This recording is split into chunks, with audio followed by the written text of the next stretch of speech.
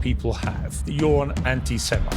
Address that head on. Judaism is a faith. Israel is a state. It is not above critique. And that what Bibi Netanyahu has done to the Palestinians since October 7th is a Holocaust.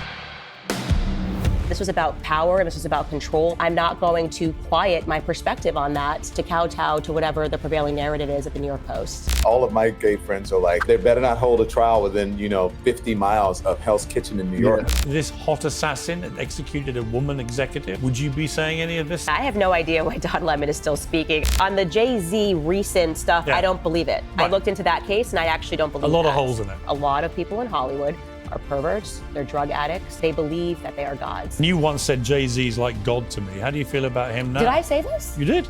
Oh, was God, past tense. I was like, what are we talking about? Candace, it's been great to see you. Too much fun.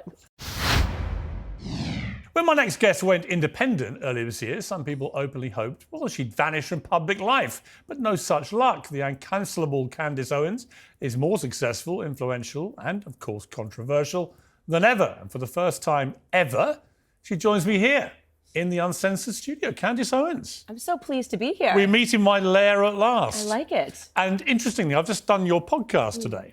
And it was an interesting experience. You were nice. I mean, you were sort of human, you were warm, you were sort of quite friendly, you were charming. I waited for the sting in the tail, the combat, the gotchas. It never happened. It never happens. I'm actually so nice. Either you're massively misunderstood or you're softening your old age. What's happening here? No, I am always nice to everyone. I'm just on the receiving end of so many gotchas and I'm constantly in defense mode. So people see me and they perceive me as always battling. And actually, I'd rather just exchange ideas and learn what people believe.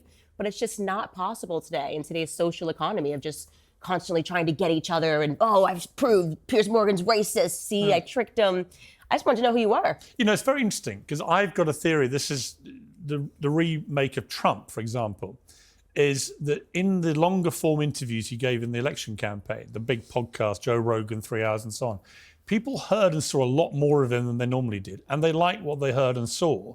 And he liked the response he was getting. And it went from being endless combat with the legacy media, where it's like press conferences, bang, bang, bang, bang, bang. It's 10-minute soundbite interviews, bang, bang, bang, bang, bang.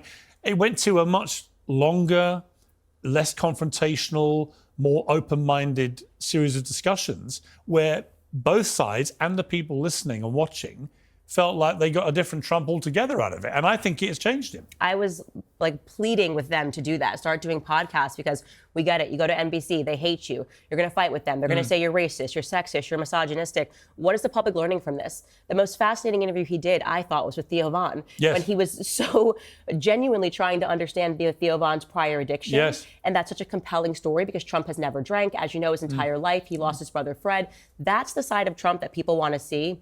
And there was actually, I think it was Slate that did a piece recently trying to understand the new podcast economy and why conservatives have been so powerful. And they sort of noted that in this new Joe Rogan economy, as they called it, authenticity sells. And people are either reading you to be authentic or they're reading you to be somebody that's just a clone. And so I think that's what people like about my podcast. And that's what I just try to do, is just be myself. You broke away from the Daily Wire. It was all well documented. Or was fired, one or the other. Whatever you want to call it. It doesn't matter, does it? Same with when I left the morning show. I was out. And you went out on your own again. I mean, it's a tricky thing to do that when you've been part of a big media conglomerate success story in new media like Daily Wire. You go out on your own. How did you feel when you went catapulting back into independence, and how has it worked out for you, do you think? I think for most people it's easier because you leave and they're not trying to sort of tarnish your reputation. I kind of left in a period where there was just a full-blown effort to cancel Candace Owens. It was like, we don't want her to be able to survive. It was every petty smear that you could possibly come up with.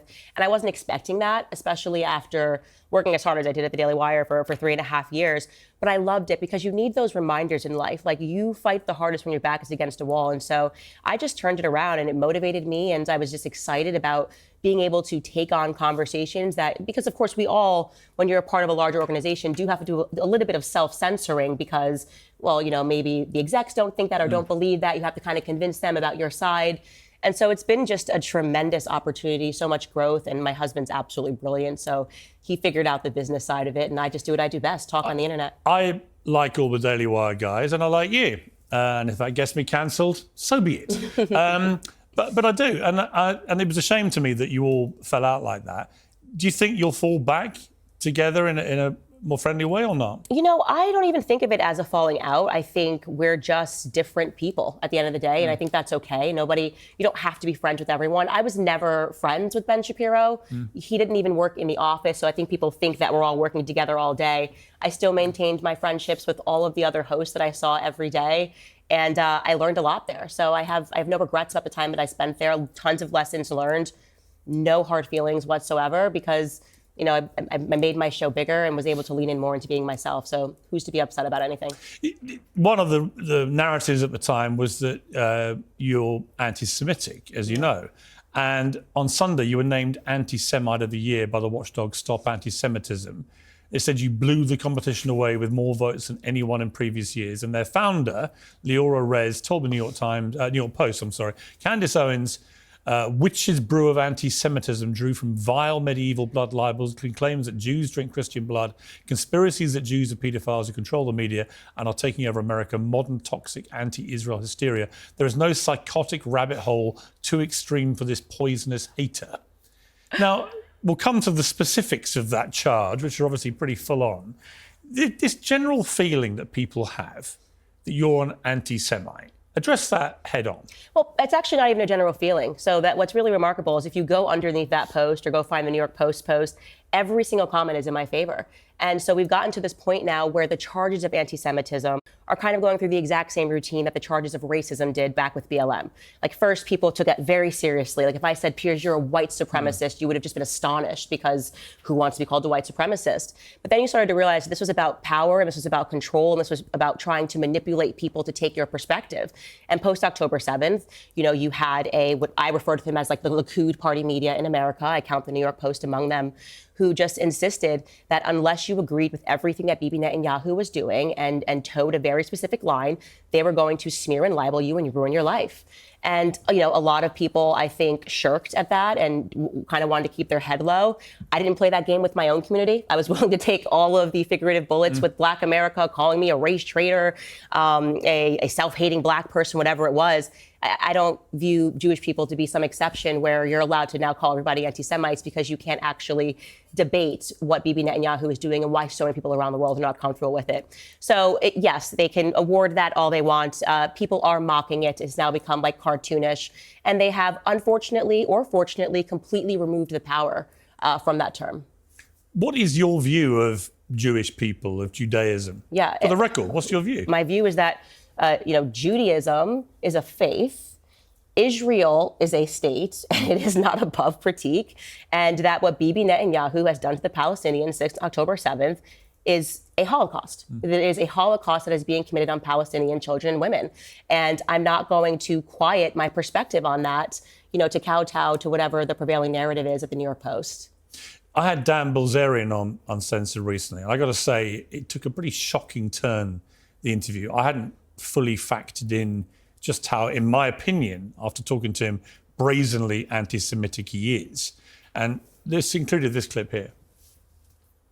Do you not understand why Jewish people might feel a sense of victimhood, given that 6 million of them were killed in World War II by a genocidal monster in the Holocaust? Do you not understand why that might make Jewish people feel that, yes, they have indeed been victims?